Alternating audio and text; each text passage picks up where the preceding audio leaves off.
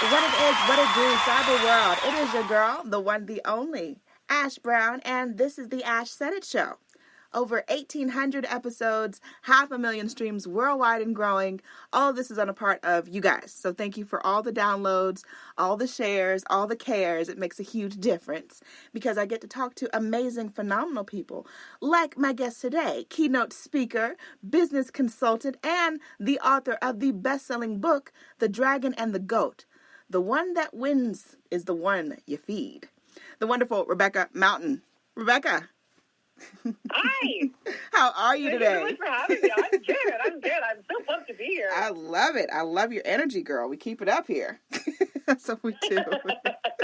Love that. Love it, love it, love it. All right. So, Rebecca, with your vast background and everything that you've been just a part of and everything that you've done, where did the inspiration come for this book project? Well, so the impetus behind this book came from my high-performance coaching clients and some of the research I'd done, which was to answer a question. Why don't people do what they know they should be doing?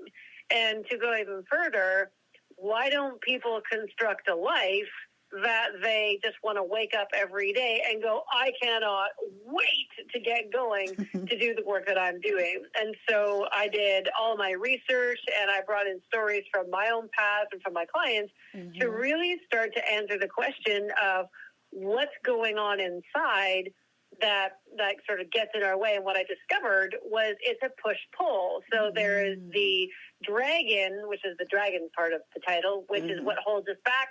It makes us small, and then there's the goat, which is what we were designed to do, and how do you actually bring that out?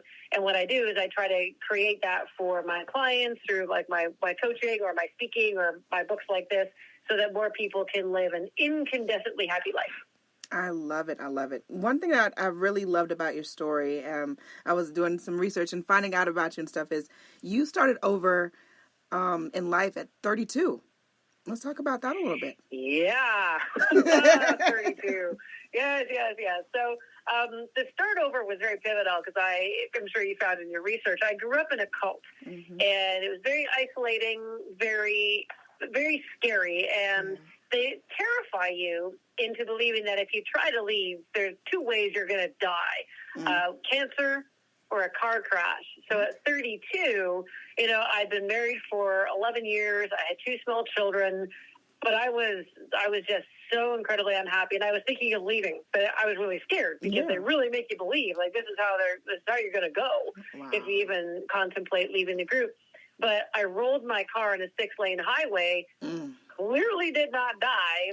And from that moment on, I just started to really question the life I was leading and who was I living for, and it clearly wasn't me. And so from that moment on, that's when my journey began, and I'm going to age myself here because that was 15 years ago.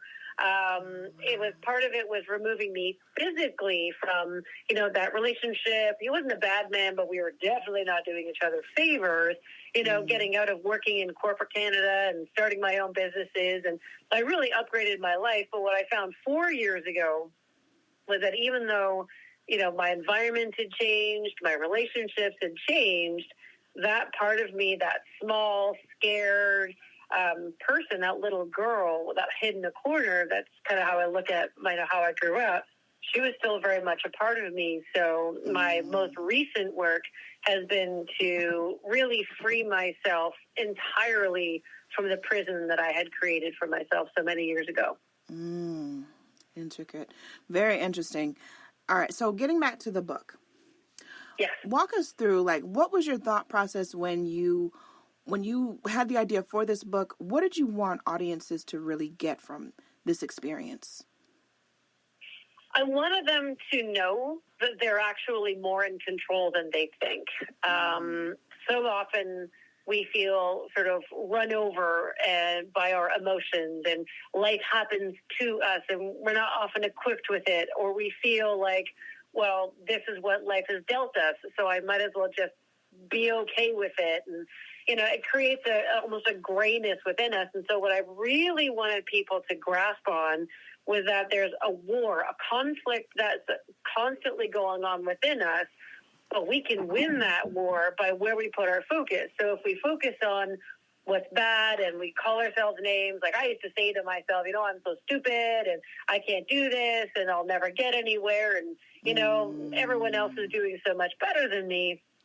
If you stop feeding that part of your brain and instead say, hang on a second, like what does make me happy? Like really what does, not how am I going to get there? Because that is where everyone starts and usually where everyone stops. But if you can just say, what makes me happy? Like what work makes me happy? What schedule do I want to run? What environment do I want to be in? And really allow yourself not just to dream, but to plan. And then from there, it just becomes logistics. Because if you're focusing on happiness, then your brain sees more opportunities for you to actually take action on it. So the neurological process is called the reticular activation system. And it's what you tell your brain and what you feed it is what it sees. So if you go into a meeting, say, and you're like, oh man, everyone's going to think I'm so dumb, right? Or everyone's going to be really judgmental, or maybe I'm not going to come across like I want to come across, you will find all the proof of that in the world in that meeting. Versus you go in there and kind of go, well, I prepared. I know my stuff, so let's just see how this goes. Your mind is so much more open for learning and opportunity, and you don't shut down, but you continue to grow. And that's really what I wanted people to get is not just hope, but control. You've got everything you need. You already have all the answers, all the joy, all the confidence, all the ambition. You don't need it to get it from anywhere else. You don't need to wait for it. It's already there. You just need to understand what blocks you're putting in your way that's preventing that beautiful sunshine from just gloriously spraying all over the place. That's what I wanted people to get. I love that. And it sounds like that's probably a lot of what a lot of your clients were dealing with is this self-doubt talk and this negative talk. Self-talk is very important. I've definitely it's everything. Yeah. It's absolutely everything. Because what you tell your brain is what you see through in the world. And then how you see the world is how you act, and how you act creates your reality. Yeah. Yeah, you're absolutely right on that. Right on the money. I mean, I've got my daily affirmations going. I've got my, you have to start to program yourself because no one's going to do it for you. If you're waiting for the world to pat you on the back, good luck. That's going to be a long wait. It's going to be... It's going to be a challenge. So I just teach people to hug themselves, to smile because it tells your brain you're happy. And the interesting, cool thing that, like, the hugging yourself, your brain actually doesn't know that it's your arms, but it feels comforted. It just comforts your brain. And if you want to feel happier, smile. I mean, it was great when we had to wear masks all the time because you could smile and no one, wondered what you were smiling at. So, but you know what? Who cares? You smile, everybody smiles. Yes. And just the positivity. That's what I love, the GOAT-ness of it all, as you put it. The greatest of all times. Like, you are great. You have to really just pump that into yourself on a daily basis until something catches, until it really hits you. You got it. I love that. And so is the book available now, Rebecca? And people are able to just go it's available on Amazon anywhere. Actually, it's available in, I think, 25 different countries. So Amazon.com. I know, right? I know. The best thing to do, because there's a wonderful gentleman who wrote a comic book called The Dragon and the Goat. But if you put Dragon and the Goat, Rebecca Mountain, that's obviously my name, you'll get to it in no time. So, available all those places. You can also go to my website, RebeccaMountain.ca. Love that. And also, are you still doing business consulting? If people hear you right now and they're like, hey, you know what? I need to reach out to Rebecca. Is that still the same place? Absolutely. Yeah, it's my bread and butter. I love that stuff. Yes. You can get access to me again all through my website. So there's lots of ways of contacting me there. So I do my one-on-one coaching.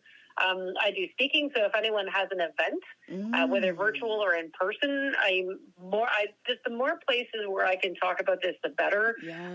I'm working with getting into some schools, talking to young adults. So a lot of times when people buy my book, they say, can I have another one? I want to give it to my adult child or my young adult child or my teenager, because they have to make a lot of decisions when they're young, and they don't know how. They don't know how to be themselves. They feel like they need to fit in and stand out at the same time, and it's super confusing without context and experience. So, so anything, if there's any way that I can help somebody, to get into my programs, it always starts with a half-hour call. And even if a call leads to nowhere but a really awesome conversation, I just want to have as many of those as I possibly can. Yes, I agree to that. I agree. Rebecca, thank you so much for coming through today. We appreciate you so much. Thank you for having me. I really hope that this message is sunk in, and the glorious sunshine that is within whatever people are listening, that they would have the courage to say, you know what, I'm just going to let that spray a little bit more into my life. Absolutely. And definitely keep me in the loop, and let me know if anything else is going on with you in the coming months. I know you got some stuff cooking on the stove. We maybe can't talk about that today, but you are more than welcome back. I will, definitely. I appreciate that. And thank you to each and every one of you guys for all of your love and support, everything that you do, the shares, the cares. It makes a huge difference. Keep in mind, anyone to tell you that you can't do what you want to do. You look them square in the face, you tell them, don't believe me. Just watch. Watch what I do. Watch me make it happen. Watch me make history. That's what we're doing this for, the history books. Social media is nice, but real life is so much better. Until next time, you guys.